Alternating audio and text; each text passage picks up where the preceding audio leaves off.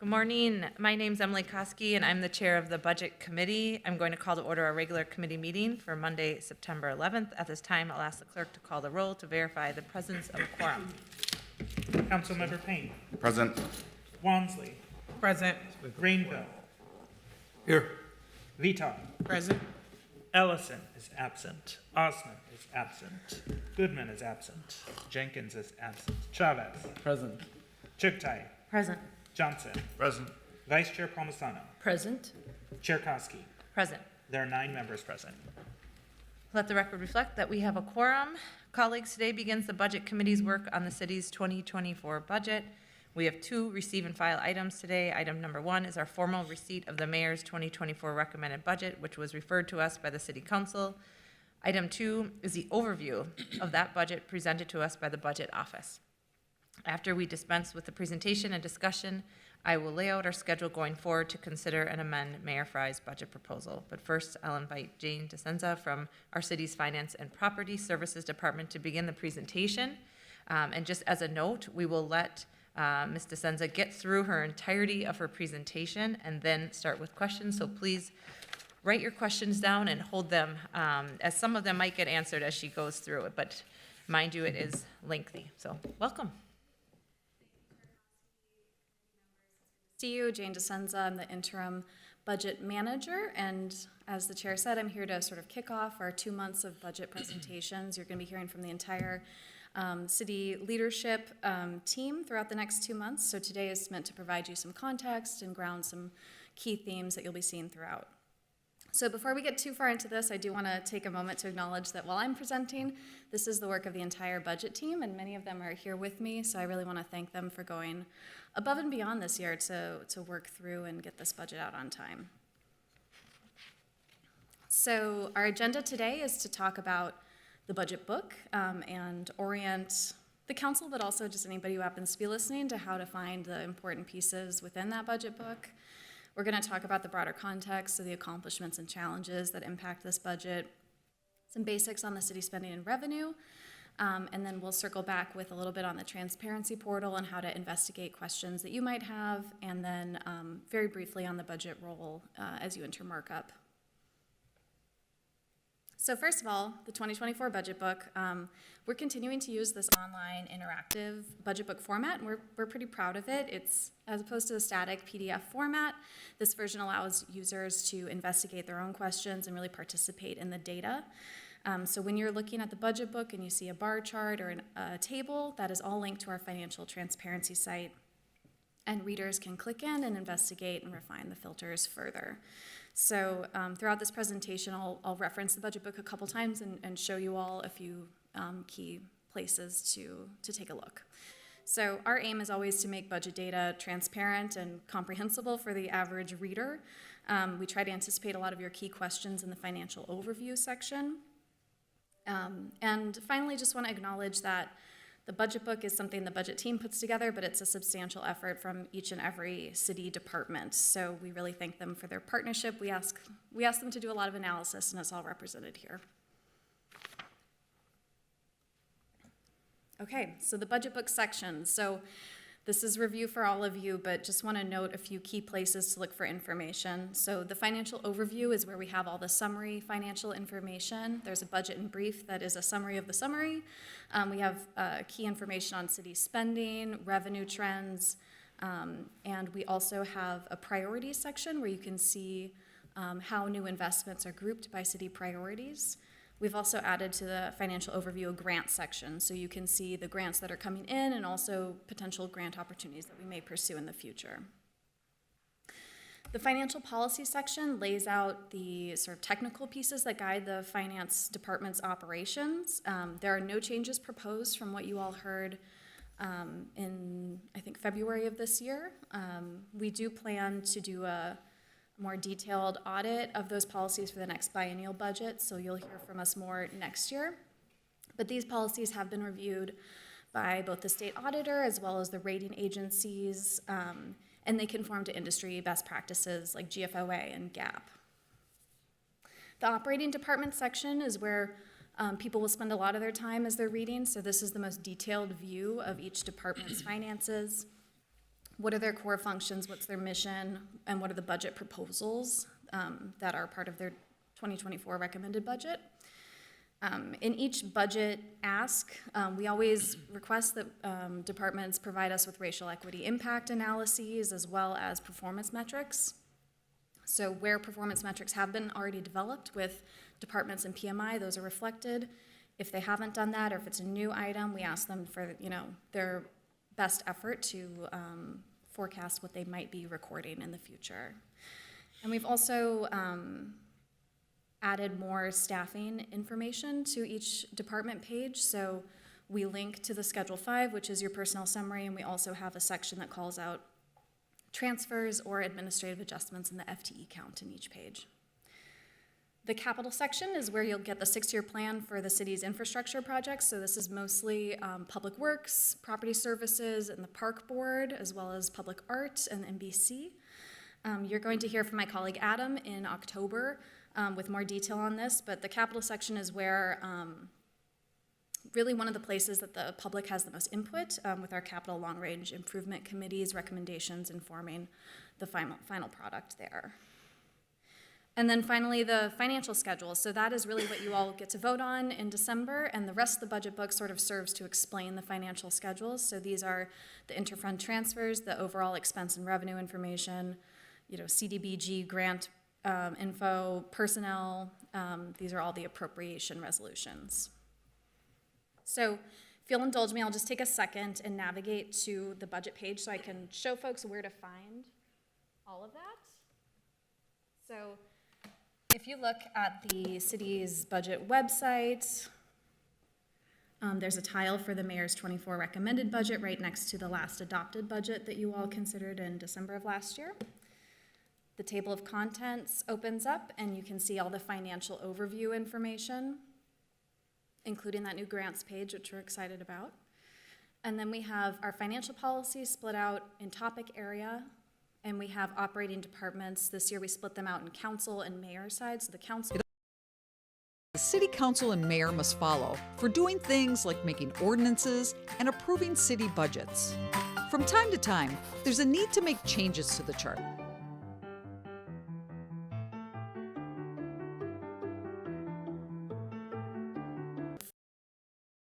So we're able to do, a better job of paving and maintenance and the like with these upgraded bond ratings.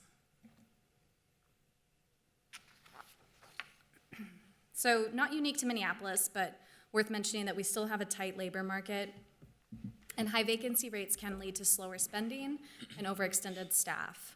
So that's certainly improved from last year, but is something that we're still reckoning with. We are all continuing to adapt to the new government structure, and I expect that will get easier year to year as we all figure out, what our lines are.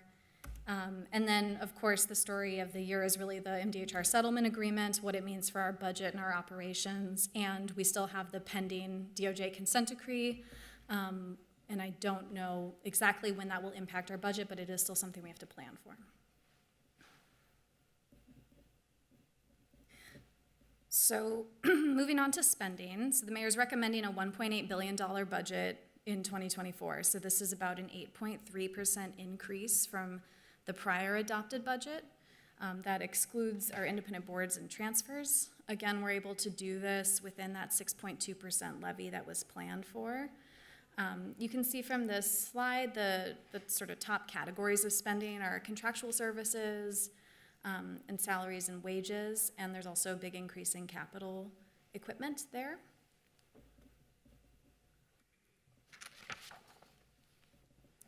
And just to sort of back up, you heard from the rest of the budget team in May when we gave the current service level presentation. So this slide is just meant to orient us to where we are in the process. So last time you heard from us, we talked about how we calculated the personnel, the internal service charges, and that non-personnel base, and that is what comprises the CSL.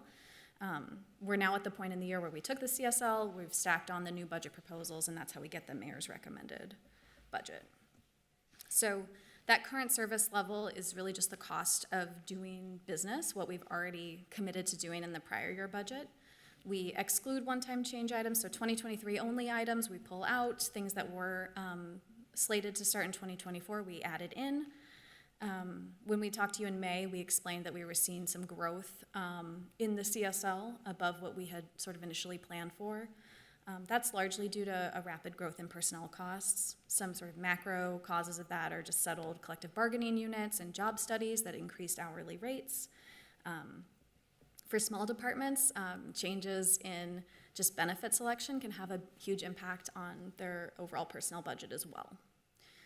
So we're seeing, comparing 24 CSL with the 23 CSL, 5.7% growth. Or if you just look at the 2024 plan, so what you all saw in December for 2024, what the personnel CSL is 2.3% higher than that amount.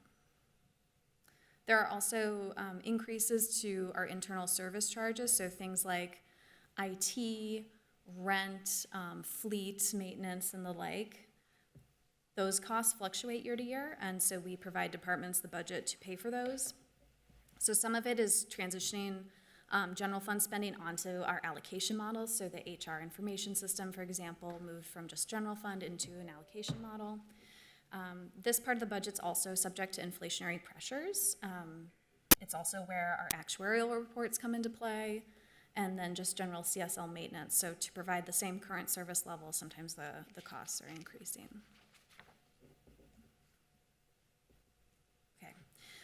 So the mayor's recommending $48.4 million in new investments. Most of that is in the general fund. So you're going to hear about all of these proposals from individual departments as they come before you.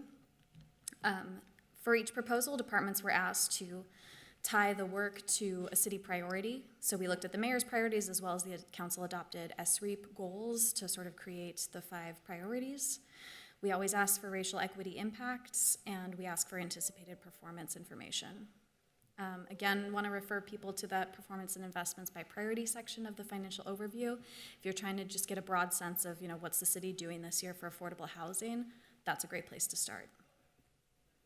And in this pie chart, you'll see the breakdown of the types of spending that are in with these new investments. So 51% of that is contractual services, and the next 2 biggest slices are for personnel.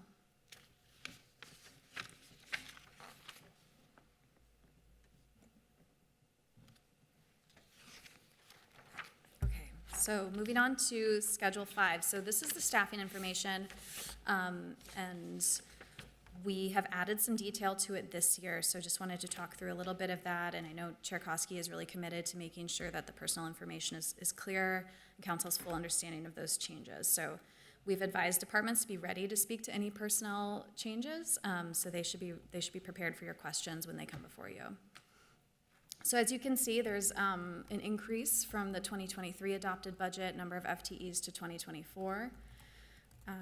In those sub-bullets, you can see what that cost impact is. So we're going from $485 million in 2023 workforce budgeted costs to $528 million in the 2024 personnel budget. So that is due to budget proposals, yes, and also to corrections to the personnel budget, increased rates of pay for many of the unions and for some of the position titles. Our Schedule 5 does not include ARPA or temporary positions, but it does give you a good overall understanding of what the personnel changes are by department. So this year we also added more information to Schedule 5 so that you can see the standard Schedule 5 by department. We also added in the breakdown between the general fund and the special revenue fund. So if you want to see, how many positions within a department are paid for by grants, that information is a little bit easier to access now. So FTE counts typically do change by budget proposal. There is another mechanism within financial policies for those to change. So once a year, the budget team works with departments and with HR to clean up the personnel roster so that we understand how to budget accurately for their personnel. If we find any discrepancies, there's an opportunity for departments to write a memo to CFO DI and explain how they're going to, in the case of adding more FTEs, how they're going to reduce their non-personnel budget accordingly so that we're not growing the general fund without authorization. So an example of that from one of the departments I support, neighborhood safety, previously they had a position that was split 50-50 between the general fund and the grant fund. That grant had gone away, but they wanted to maintain the position. So they reduced their non-personnel budget accordingly so that there wasn't unwarranted growth in the general fund. So once again, department pages are going to have more detail on this, and department heads are going to be prepared to answer your questions on any of those changes. Okay, revenue. So this is a $1.8 billion revenue budget. 57.8 million of those revenues are accumulated fund balance. The rest is new money flowing into the city via property taxes, charges for services and sales, LGA, bonds, and the like. So we have a lot of different revenue sources in the city. We try very hard to estimate those accurately year to year. I think we're getting better every time. We have some new revenue sources this year and a few that we're still waiting to hear about from the state. So we continue to stay on top of new revenue. We are seeing an improved picture in our revenue forecast. You can see the increase from 2023 into 2024. And in prior years, we were certainly sustained by the CARES Act and by ARPA, and we're well positioned to handle our expenses going forward as those sources go away. So moving into the property taxes, which are obviously a key part of our revenue picture. So once again, this is a 6.2% levy increase that raises about $28 million in 2024. Property taxes, of course, don't just increase across the board by 6.2%. It really depends on the makeup of the commercial and residential markets. So even if we had a 0% property tax levy, most single-family home owners would still see an increase, $29 about for the median homeowner, even if we were not raising that levy. So we're estimating that it'll be between $150 and $160 annually for this 6.2% levy for a median home value. And then I do want to encourage folks to check out the levy impact estimator that the city assessing department puts together. It's a really useful tool as you're trying to understand what the impact is by ward, by residential versus commercial, and the like. So this next slide actually is just a screenshot from there to show you an example. So in this example, we plugged in 6.5 because it's on the 0.5 increments. 6.5% levy change. We're looking at citywide residential impact. So you can see the darker green means that that ward is feeling the effect a little bit more acutely, and then it shows you the various percentiles, what the impact would be. So the assessing department will continue to refine all of the calculations that go into this by year end. So this is really just an estimator, but it is a useful way to see what the broader impact is of these changes.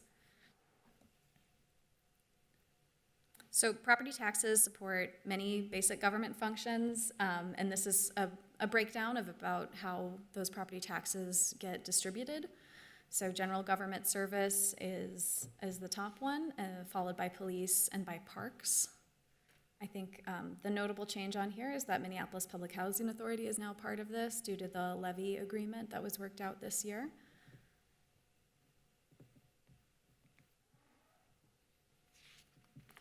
Okay. And this slide is the property tax levy table.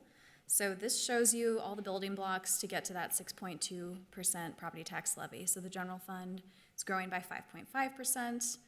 The park board is continuing to grow. Last year we had an increase there for youth services. This plan also shows the negotiated deal to cover some more parkway paving that the city and the park board worked out this year. The next two lines are related to our capital program, so bond redemption and permanent improvement. Our debt and investments team has done a really amazing job paying down our debt early and earning interest, and so that all shows up in these two lines. Pensions and teachers' retirements, we reduced those last year so that we could use accumulated fund balance. We want to be careful we're not over-collecting, so we're continuing that trend this year. We're still certainly able to meet all of our requirements there. And then NBC and BET also have some accumulated fund balance, so that's why you're seeing moderate to no growth in those areas. And of course, the MPHA 5 million ongoing is the notable new addition here.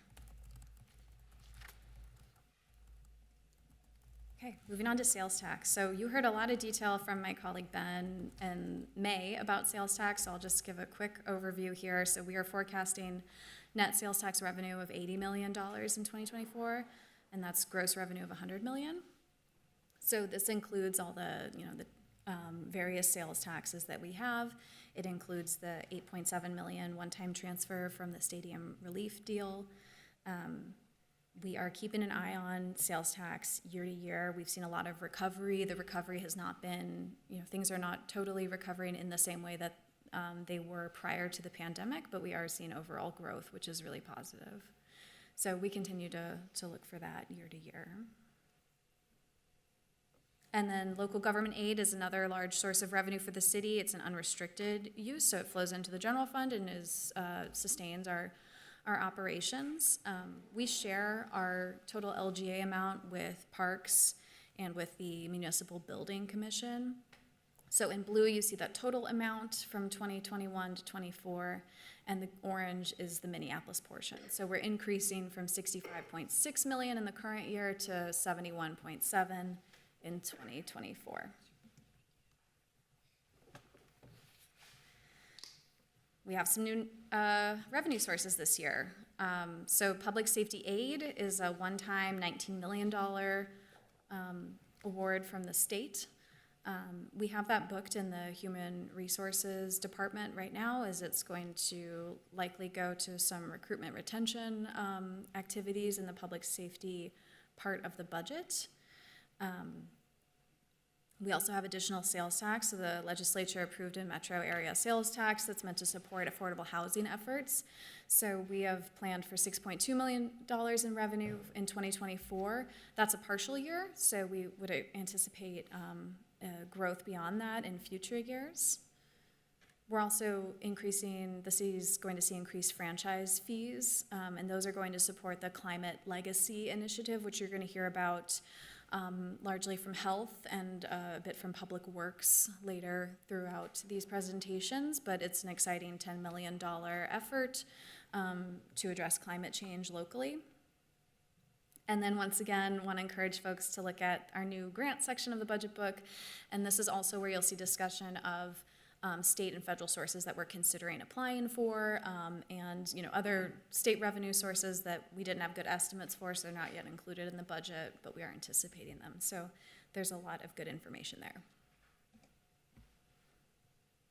And you will be getting a presentation on this at 1:30 today, so I won't spend a ton of time here, but I do want to acknowledge the settlement agreement. So the city does have a signed agreement with MDHR, and we agreed to resource that.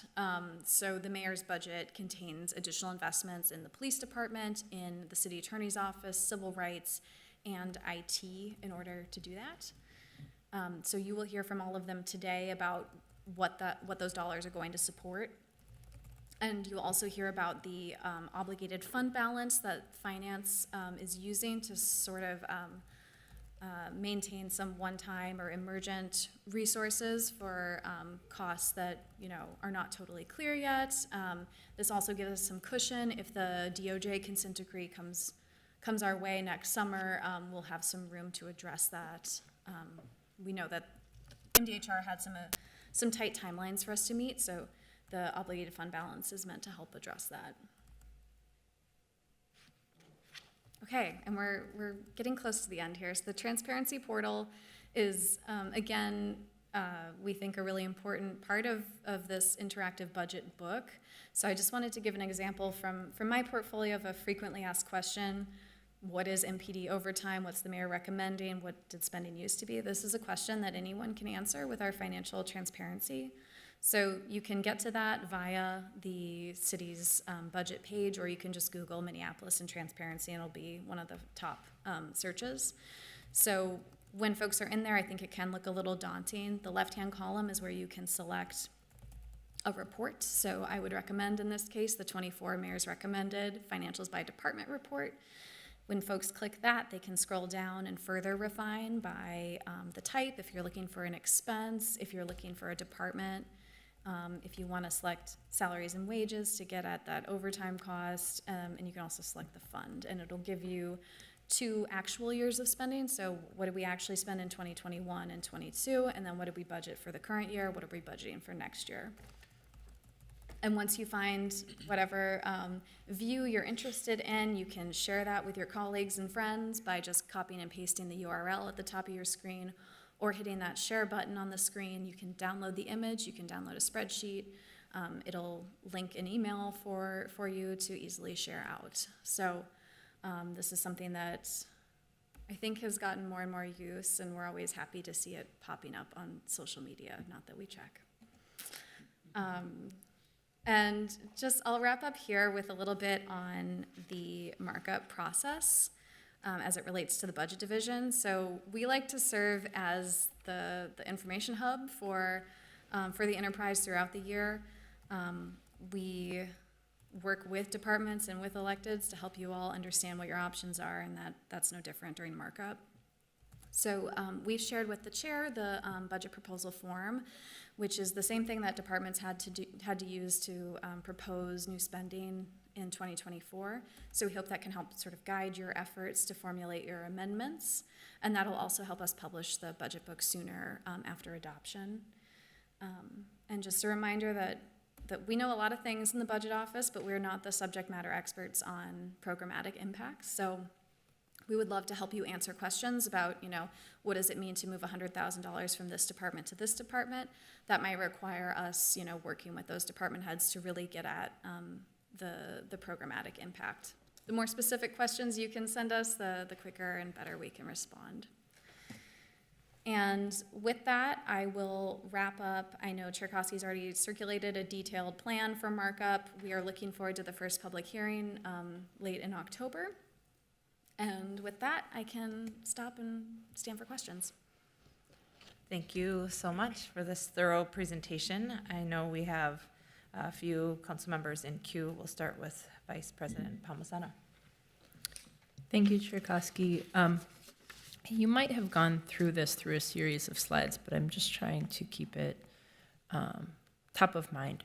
Back in 2020, we threw our audit work plan out the window a couple of times. Once because of COVID, because what's important now had changed significantly, seemingly overnight. And the second time was after the murder of George Floyd, in terms of how could that function that includes city council really have an impact there. But it was to be responsive to our current environments. And I think that really did help set up our departments for expense tracking in a way that ARPA now allows for reimbursement. Can you help us see the big picture of that? On your accomplishment slide, you listed the amount of money that has already been reimbursed. Our total potential allocation was, it went through an arduous process. Council members Johnson and Ellison and I were part of that effort. Can you remind us what our total potential allocation was? And are you confident that we will still be able to get reimbursed for the rest of it? I ask because I want every penny, but because our city really needs, we worked hard to come to consensus about what would be allocated where. And we really need and planned for that money as to how to move our city forward. So the first question is what's the delta between what we originally were working with? Because I don't remember that number off the top of my head from 3 years ago. I'm guessing they don't either, versus what you had on that slide. And then secondly, when do they have to be spent by or reimbursed by? So that actually might be 3 questions. What's the delta? When does ARPA money have to be spent by, and then how long do we get to fully get reimbursed for it? Cherkowski, Councilmember Palmisano. So we received $271 million from the feds for ARPA. So that's in the bank. What we're trying to avoid is having to turn that money back if we don't spend it. So I can work with the team to get you a total of what's actually already been expended. There's still money that we need to get out the door. The timeline for that, we're working on a memo internally in finance to lay out what the rollover process will be and how can we work with departments to be very clear about what you have left and how to spend it. But there are also, there's a need for accounting to have time to close out all of those funds. So we're targeting wrapping up a lot of that spending by fourth quarter of next year. So there's a lot to do still in the next year. We are going to have a stricter rollover process. So if, a department has a project, these were 3 years ago, we came up with a lot of these ideas. If it's no longer relevant or the person who championed it is no longer in place, maybe things do need to shift to another priority within the department. So we're gonna run a process that we understand where those gaps are. Because we do wanna spend that money. It's obviously all intended for really good uses, so. Yeah, thank you. And I really appreciate, the finance department has been really disciplined and diligent about how they do that. We all, as a note of transparency to everybody here, we accept those at committee of the whole. I can't remember the last time they brought discussion with them. They usually have some discussion at agenda setting. Pam Fernandez goes through, here's what we did. But I want to point out, those were very careful and, voted on decisions that we made 3 years ago as a council 3 years ago. So thank you for your work on that. Thank you. Next, Councilmember Wansley. Thank you, Chair Koski. Actually, I have a question that builds upon Council Vice President Palmisano's inquiry around ARPA dollars. It's good to hear that there is a memo that's going to be developed, or there's a breakdown of some analysis of how these dollars are being allocated. One point that I would like to see be included in that analysis is specifically how much was allocated to departments that's handling different components around our homelessness outreach. I believe, Ralph, the top of my head, I think right now CPED and Rec Services, so I know it's been a multi-department response. And then in addition to those ARPA dollars that were allocated, how did that support any existing operating dollars for those programs? I know I've spoken with staff and they mentioned there were some existing dollars, for instance, for with CPED, the office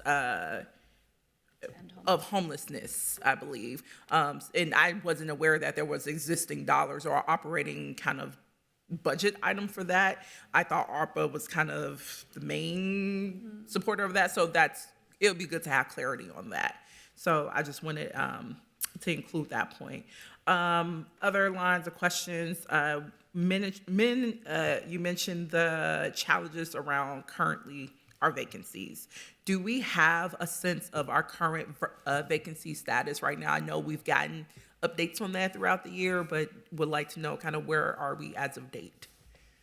Chair Koski, Councilmember Wansley, I don't have a great figure for you. When each department came before the mayor with their recommendations, they were able to speak to those vacancies. So we've also asked them in their presentations to you to list out, what's our authorized FTE count for this year, what's the recommended for next year, and what are the current vacancies. So we hope to have that spelled out very, very clearly for each department.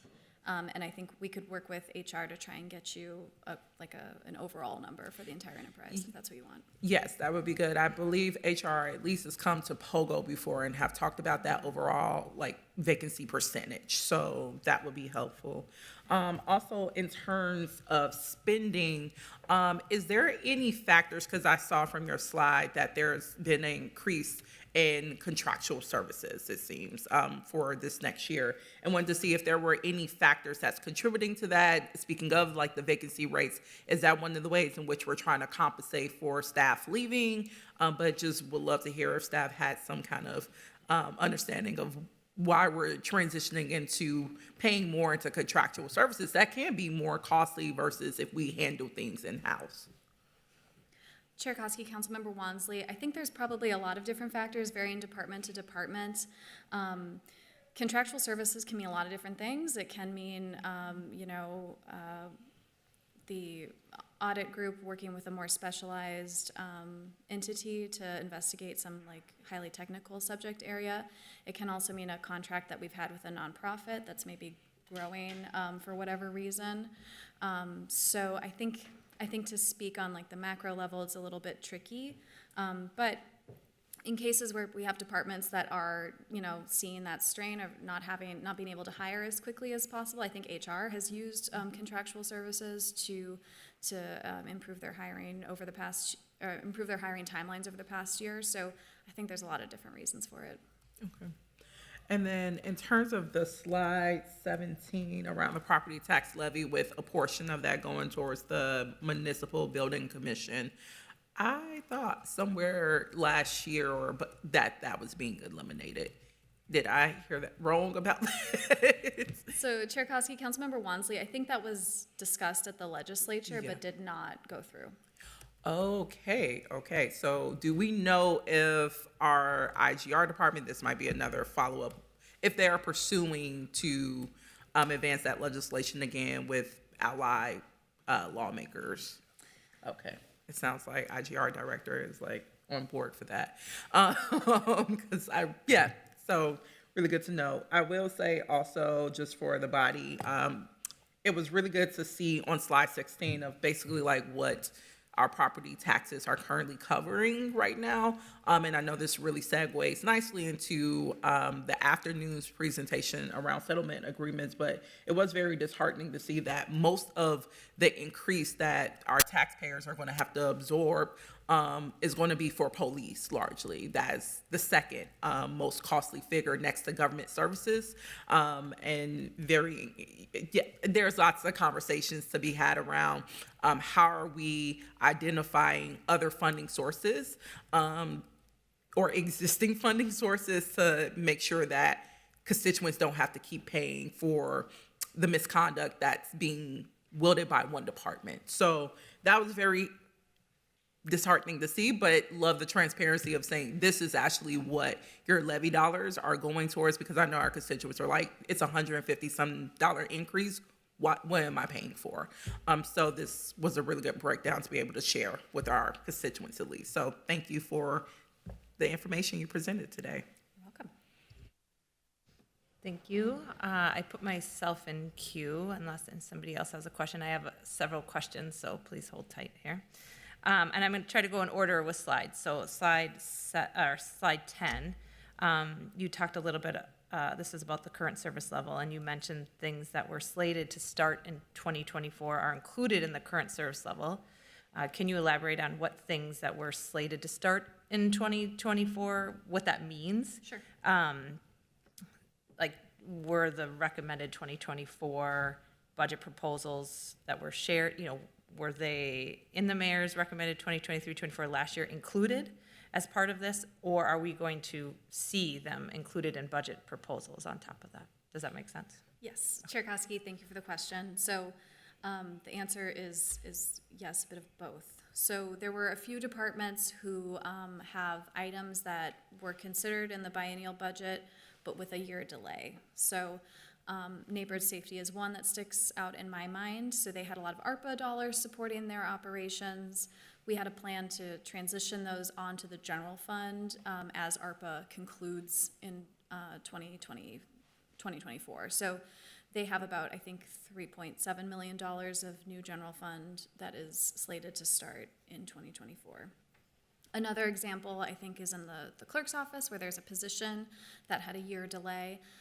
And so that position is going to start January 1, 2024. That was just sort of our baseline assumption. So that was all, those items were presented to the council in the last budget cycle. We have included the narratives from those in the budget book again, just to be clear about what's being included. They'll look a little different than the new budget proposals, which have a financial table calling out the expenses, but we did want to keep those narratives in place so that it was clear to everybody what was driving those increases. Okay, thank you. That's helpful. Then going on to slide 11, kind of following up a little bit on Councilmember Wansley's question about contractual services, and you did give some examples. That was one of my questions, and I'm just wondering if there's another place where we can kind of see more detail, drilled down information about contractual services and where we could maybe find that. So we could definitely, using the online budget book, we could definitely create some views that show especially as it relates to new investments. We can filter for new investments and show that spending by category so that you can see where those contractual services dollars are coming in, who's using them. If that would be helpful, we can definitely circulate that to the council. Yeah, I think that would be helpful since it does make up, a quite a little bit. over 50% of Right. the new investments. I think it would be helpful to have a broader understanding of where those are coming from. And then on to slide 12, there is a line here that says FTE counts can change via budget proposals or be reduced, or by reducing non-personnel budget and submitting a memo. I think that this was a change to our financial policies this year, if I'm correct, okay. So I'm just wondering, how many memos have been submitted to the finance office year to date for this new process and the method? Chair Koski, it's a good question. I don't have the total off the top of my head. It was not a radical amount. I gave the example of neighborhood safety doing a little bit of cleanup with, I think was a sort of a vestige also of the government restructure. I know the health department did a memo process to more accurately budget for a lot of their long-term grant-funded employees, which had sort of not been part of the budget system beforehand. So that was one memo that accounted for a lot of FTEs moving onto their personnel budget. We could get you the total count of memos, if that would be helpful. Yeah, and I guess I'm curious how it's tracked. It sounds like there's some way that you guys are tracking this, and maybe if there's a process in which we can, have this communicated to this committee, we can work on that together. Chair Koski, that's a great idea. We can work on that. I think, a lot of this was happening. We get kind of one point in the year in the spring, usually around March, where we start this FTE cleanup process. And that's often when these memos are being written. And so by the time it comes to you all in May for that CSL presentation, for the most part, all those changes are represented in that CSL presentation, but we can work together to figure out how to make that more transparent. Okay. Because do you know if any submissions have been denied, and if so, why would they be denied? Chair Koski, I don't know off the top of my head that any have been denied. I think departments, broadly have authority at the fund and department level, and so I don't know of a situation where a department would be, offering a cut in one area of their budget to move funds to another, and we would decline it. Okay, thank you. The next one I have is on slide 16, the property taxes. Could you just dig a little deeper for us and help us understand what is in the general government services, what that includes? Chair Koski, I think that is so this is sort of a framework of explaining the property taxes that's been around for a long time. I think it's the way to think about it is all the other departments whose work is really important but doesn't stand alone in the same way that police and fire and public works does. So, the work of finance, the work of HR, the work of our city attorney are all important to running the city, but they're not necessarily as distinct for the average resident of Minneapolis. So it's sort of an attempt to capture all of that. And is there a way to be able to see that visually, what's in there? I just note from, just doing a little digging that from 2011 to 2024, that general government services, that was around 11%, and now we are at about almost 30%. And so curious to know what you have seen, what's the source of that growth? I mean, to also Councilmember Wansley's point, police in 2011 was 21%, and now it's about 21%. But our general government services has significantly increased, and so I think to have this body understand what the source is and see that growth visually would be helpful. Sure, Chair Koski. So I think the city has tasked itself with a lot of new policy areas also in the past 5 years especially. So we have a larger enterprise than we did in 2011. Bodies of work like violence prevention didn't exist at that time, and now that work would be rolling up into this general government service category. the way we come up with this sort of distribution of costs is just looking at that 1952 and considering the percent of the budget that that each department sort of speaks for, that is covered. So I think we can try and get you some more information on that calculation, but it's sort of just a rough view of how those funds are distributed across.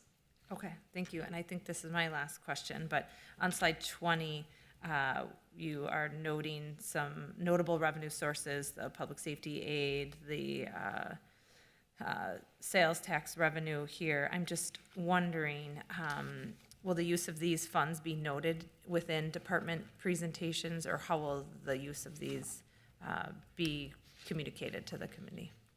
So when Human Resources comes to speak to you, you'll hear about that public safety aid.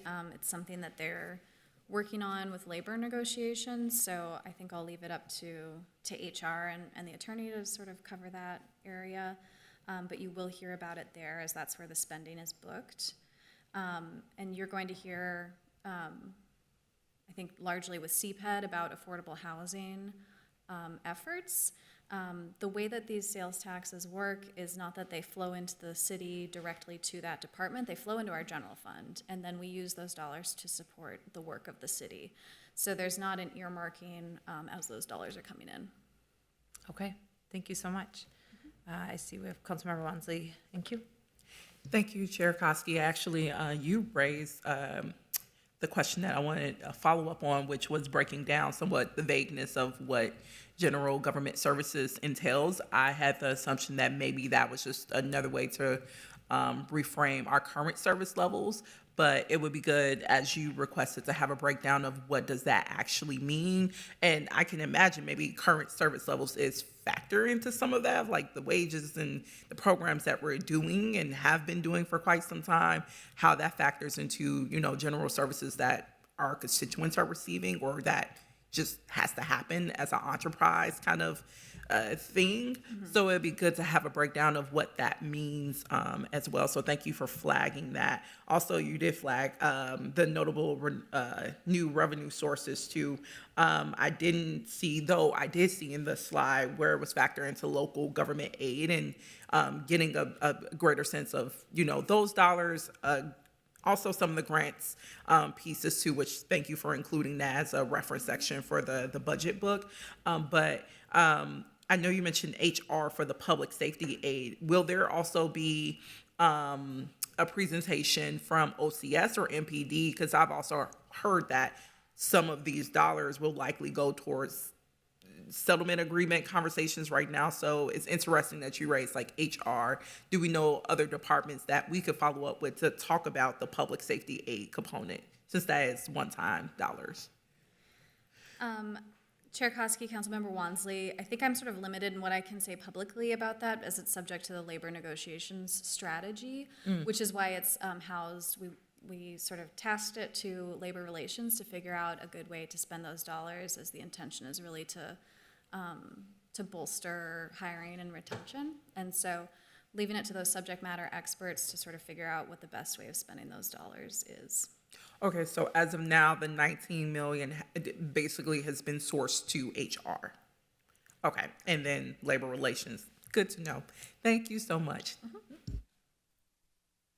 All right, I am not seeing any further questions. Last call here from my colleagues. I want to note that Councilmember Ellison has joined us, and so as well. And then also to the clerk, I will direct them to receive and file the mayor's 2024 recommended budget, as well as the overview provided by staff. So thank you so much.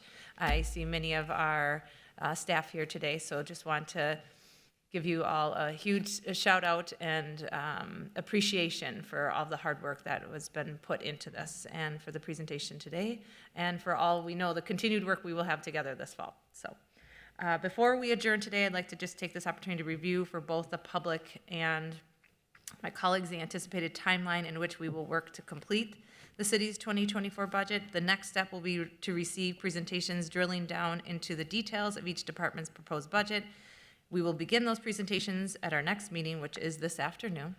at 1:30, where we will dig into the budget's implications of the implementation of the MDHR and DOJ consent decrees. Departmental presentations will continue through the month of October, and council members will have already received invites for all of these meetings, and the meetings have all been noticed for the public in LIMS. This committee has also scheduled a public hearing on the proposed budget on Wednesday, November 1st at 10 a.m. This is in addition to 2 public hearings that will be held at meetings of the City Council on Wednesday, October 25th and Tuesday, December 5th. Both of those are at 6:05. And finally, I'll note that we will consider amendments to the mayor's recommended budget at our meetings on November 30th, and then, if needed, on December 1st. These revisions will be forwarded to the City Council for final consideration at our last public hearing on December 5th, again at 6:05. As I mentioned, the entire schedule is published on the calendar that is proposed and posted in LIMS. Are there any questions from my colleagues? Without any further discussion, we've concluded all business to come before, and we have another meeting again scheduled at 1:30. And I will, without objection, stand to adjourn.